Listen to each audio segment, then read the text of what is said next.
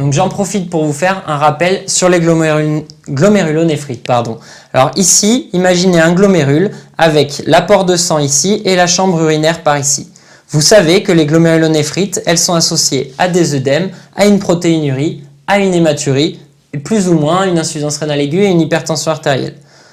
Les mécanismes des œdèmes, il est bien connu. Le fait que les protéines passent dans la chambre urinaire alors qu'elles ne devraient pas passer par une altération de la membrane basale glomérulaire ici. Donc la membrane basale devient perméable aux protéines. La pression oncotique dans le sang diminue. Il existe une réabsorption tubulaire distale pour compenser ça et donc une accumulation d'eau dans le secteur extracellulaire à l'origine des œdèmes. La protéinurie, elle en découle strictement puisque les protéines qui étaient présentes dans le sang passent dans la chambre urinaire et dans les urines. L'hématurie de la même façon, les hématies qui étaient présentes dans le sang arrivent à passer dans la chambre urinaire alors qu'elles ne devraient pas, secondaire à l'altération de la membrane basale. Ces hématies, elles sont quand même trop grosses pour passer la membrane basale et souvent elles ont besoin de se déformer pour réussir à passer dans la chambre urinaire. C'est pour ça que quand vous faites une analyse du sédiment urinaire, vous retrouvez des hématies déformées. Vous pouvez aussi retrouver des cylindres hématiques, c'est dû à la fusion d'une protéine avec une hématie. Donc si vous retrouvez des cylindres et des hématies déformées, vous êtes sûr que l'origine d'une insuffisance rénale est glomérulaire, ou en tout cas qu'il y a une part glomérulaire à cette insuffisance rénale, puisque les hématies sont passées au même moment que des protéines par la membrane basale, alors que ce n'est pas physiologique. L'hypertension artérielle dans les atteintes glomérulaires, elle est secondaire à une anomalie de perfusion du glomérule. Le territoire en aval du glomérule se sent lésé, ischémié. Il pense qu'il y a une hypotension au niveau du glomérule et il y a une sécrétion de rénine à l'origine d'une HTA secondaire. L'insuffisance rénale aiguë est en fonction du nombre de glomérules atteints. Les différents syndromes glomérulaires sont retrouvés dans ce tableau que vous voyez derrière moi. C'est un tableau classique que vous pouvez retrouver dans le collège de néphrologie. Je vous rappelle principalement les différents syndromes. Il y en a 4. Le syndrome hématurique, qui est principalement composé par des hématuries micro- ou macroscopiques récidivantes, associées à une protéinurie, une hypertension artérielle et une insuffisance rénale qui évolue soit à bas bruit, mais en tout cas pas d'insuffisance rénale aiguë. Par contre, une évolution vers l'insuffisance rénale chronique terminale à coup sûr. Le syndrome néphrotique, celui que vous connaissez le mieux, dû à une lésion majeure de la membrane basale à l'origine d'une perte de protéines intense supérieure à 3 grammes par jour avec une hypoalbuminémie résiduelle du fait de la fuite urinaire d'albumine. Ce syndrome néphrotique, il a une définition parfaitement connue de tous, une protéinurie supérieure à 3 grammes par 24 heures et une albuminémie inférieure à 30 grammes par litre. Vous savez qu'on définit le syndrome néphrotique pur s'il n'y a pas d'HTA, pas d'insuffisance rénale associée et pas d'hématurie, et impur si un seul de ces 3 éléments est retrouvé. Ensuite, vous avez le syndrome néphritique et la GNRP, qui sont 2 entités très proches au moment du diagnostic. Le syndrome néphritique, c'est quasiment exclusivement dans les glomérulonéphrite post-infectieuses. Il est associé à une protéinurie qui peut être quasi néphrotique, presque 3 grammes par 24 heures, des fois elle dépasse même les 3 grammes par 24 heures. En tout cas, il est associé à une hypertension sévère. Ce syndrome néphritique, il est à l'origine d'une occlusion intravasculaire. C'est une prolifération endocapillaire dans la biopsie. Cette occlusion des vaisseaux est à l'origine d'une HTA résiduelle majeure puisque le territoire est ischémié par l'occlusion des vaisseaux. Il est également associé à des urines qui sont hématuriques sales et une insuffisance rénale aiguë qui peut paraître rapidement progressive. La GNRP, c'est la glomérulonéphrite rapidement progressive, c'est le syndrome le plus grave en néphrologie. C'est une atteinte rénale qui va évoluer de manière très rapide vers l'insuffisance rénale terminale. Il faut à tout prix la dépister. La principale différence avec le syndrome néphritique, c'est que souvent, il n'y a pas d'hypertension artérielle associée, puisque cette fois, il n'y a pas d'occlusion des vaisseaux à l'intérieur du glomérule. C'est des croissants extracapillaires. On va le voir juste après. Je vous rappelle juste que devant toute glomérulopathie chez l'adulte, il faut réaliser une ponction biopsie rénale en dehors du diabète. L'amylose est un cas particulier où on peut faire d'autres explorations aussi avant de réaliser la PBR, mais globalement, vous devez faire une ponction biopsie rénale devant tout syndrome glomérulaire, d'accord? Donc, les contre-indications de la biopsie rénale, je vous les rappelle rapidement, c'est principalement les troubles de l'hémostase, l'hypertension artérielle et une insuffisance rénale chronique tellement évoluée que quel que soit le diagnostic, on ne ferait pas de traitement, ou alors les reins sont tellement petits que le risque à la biopsie est trop important. Donc voilà les 3 contre-indications principales. Il existe aussi des contre-indications locales qui sont un rein unique fonctionnel ou un vrai rein unique, un rein mal formé, quel qu'il soit, une hydronéphrose, puisque une dilatation des cavités piélo-calicielles, si on pique dedans, va être à l'origine d'un urinome et probablement d'une perte du rein, un cancer rénal par peur de dissémination, une infection urinaire pour la même raison. Si vous piquez dans une infection urinaire, vous risquez de disséminer l'infection de manière systémique. Et enfin, les anévrismes rénaux qu'on peut retrouver dans la périartérite noueuse, puisqu'il y a un risque hémorragique accru.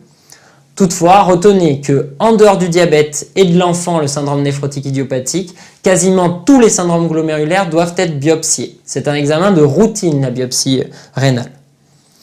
Voici un schéma du glomérule.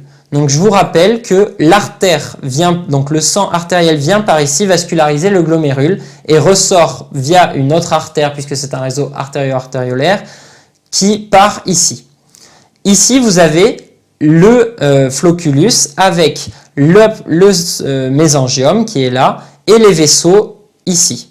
Donc il faut imaginer que le sang arrive via l'artériole, passe dans les vaisseaux, effectue des boucles comme des lacets et ressort par une autre artère qui est l'artériole efférente. Vous avez ici la chambre urinaire. Elle est séparée de tout ce qui est dit endocapillaire par la membrane basale glomérulaire. Ici, vous avez un épithélium de surface qui est presque de l'urothélium et ici le tubule avec un autre épithélium de surface. Dans les syndromes hématuriques, dans la maladie de Berger principalement, on ne parlera pas du syndrome d'Alport ici, il existe une prolifération du mésangium.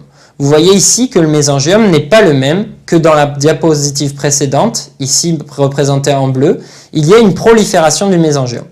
Donc vous comprenez bien que la membrane basale est moins perméable, il existe une moins bonne filtration à l'origine de l'insuffisance rénale.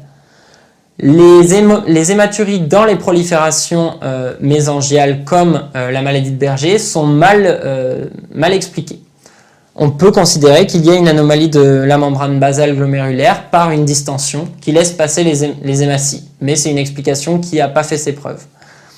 Devant une telle présentation en microscopie optique, vous devez réaliser une immunofluorescence qui sera effectuée de toute manière de manière automatique.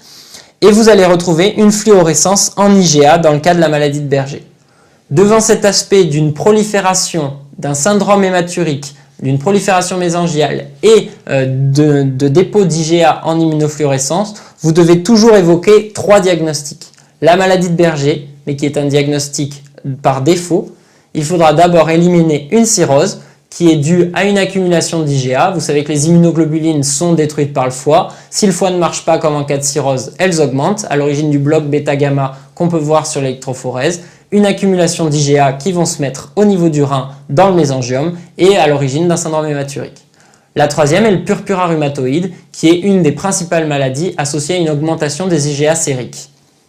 Donc devant un syndrome hématurique, la ponction biopsie retrouve principalement une prolifération mésangiale en microscopie optique, des dépôts d'IgA en immunofluorescence, c'est ça la maladie de Berger, mais il faut quand même éliminer un purpura rhumatoïde et une cirrhose. Devant un syndrome néphrotique, c'est le syndrome que vous devez absolument connaître pour le CN. Il faut toujours évoquer 6 causes principales. Vous allez voir que c'est presque une erreur d'évoquer ces 6 causes puisque certaines se recoupent. Mais enfin, vous devez au moins avoir le cheminement dans votre tête de dire devant un syndrome néphrotique, il faut que je pense à quoi? Vous devez penser à 3 histologies et à 3 maladies. Les 3 histologies, c'est les lésions glomérulaires minimes, on peut le voir ici, LGM, la hyalinose segmentaire et focale, HSF, la glomérulonéphrite extramembraneuse, GEM, et 3 maladies qui peuvent être associées à ces histologies-là, mais en tout cas, vous devez évoquer un diabète, un lupus et une amylose. Si vous connaissez ces 6 étiologies de syndrome néphrotique, qui sont les 6 principales, vous allez savoir quel bilan il faut réaliser devant un syndrome néphrotique, quelles histologies sont retrouvées en cas de syndrome néphrotique et quels sont les traitements. Ici, si on parle d'une lésion glomérulaire minime, comme son nom l'indique, c'est une lésion glomérulaire minime qui ne se voit pas en microscopie optique. Le glomérule a donc un aspect normal. En immunofluorescence, la plupart du temps, c'est pas systématique, il n'y a pas de dépôt en immunofluorescence. Les causes de lésions glomérulaires minimes sont principalement idiopathiques, les AINS, mais vous devez surtout penser au lymphome de Hodgkin et un peu moins au lymphome non hodgkinien. Ce sont les principales causes. En cas de hyalinose segmentaire et focale, vous avez des dépôts hyalins qui envahissent tout le glomérule en microscopie optique. Les glomérules deviennent presque sclérotiques et ne marchent plus. Les HSF, il faut penser que c'est un mode de rein qui est un rein qui est abîmé par une lésion autre. En fait, un rein qui va hyperfiltrer va évoluer spontanément vers l'HSF. Donc, vous voyez devant cette histologie une hyalinose segmentaire et focale, donc une accumulation de dépôts au sein du glomérule. En fait, il faut vous dire que chacune des néphropathies, ou quand le rein fonctionne trop, qu'il y a une anomalie des glomérules aux alentours, il va y avoir trop de dépôts dans ce rein et il va aboutir à une hyalinose. C'est pour ça que chez les gens obèses, qui ont trop de matière à filtrer par rapport à la taille de leur rein, il y a principalement des hyalinoses segmentaires et focales. Vous le retrouvez également quand les gens n'ont qu'un seul rein ou un rein unique fonctionnel. Le rein fonctionne fonctionne pour deux, en fait, il fait le travail pour deux reins, mais il est tout seul. Du coup, il y a beaucoup plus de crasse qui se dépose à l'intérieur et il va être à l'origine d'une hyalinose segmentaire et focale. Cependant, vous ne devez pas oublier que le VIH et les toxémies par exemple à l'héroïne vont induire aussi des lésions de hyalinose segmentaire et focale. Une autre histologie principale et essentielle à l'ECN, c'est la glomérulonéphrite extramembraneuse.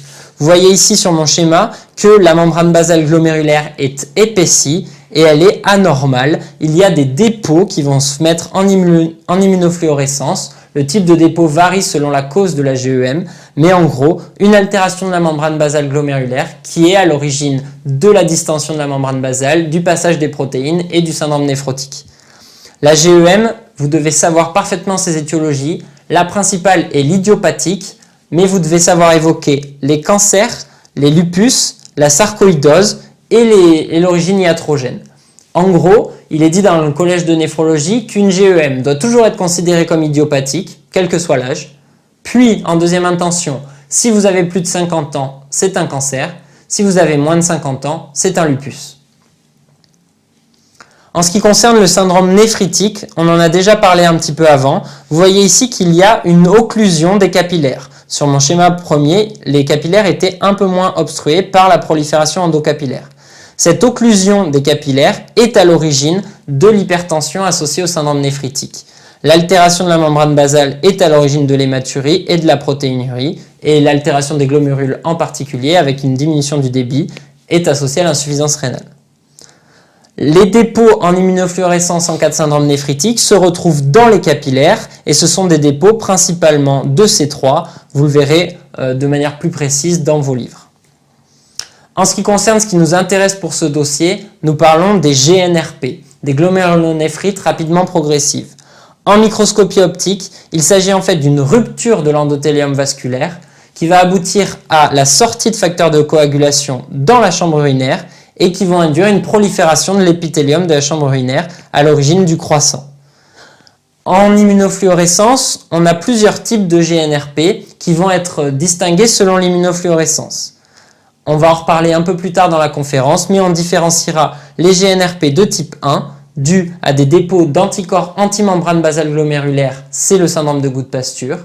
Des GNRP de type 2 dus au complexe humain, c'est le cas de la cryoglobulinémie, du lupus ou de l'endocardite infectieuse et du purpura rhumatoïde en moindre proportion.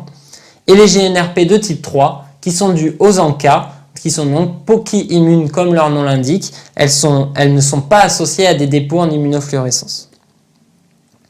Ici vous voyez une immunofluorescence d'un antimembrane basale glomérulaire. Vous avez une fluorescence de l'anti-MBG tout le long de la membrane basale glomérulaire. Cet anticorps est à l'origine de la rupture de l'endothélium et du croissant extracapillaire à l'origine de l'insuffisance rénale aiguë. Quand vous avez une absence de fluorescence en immunofluorescence, c'est donc que vous êtes devant une GNRP de type 3 associée à des ANCA.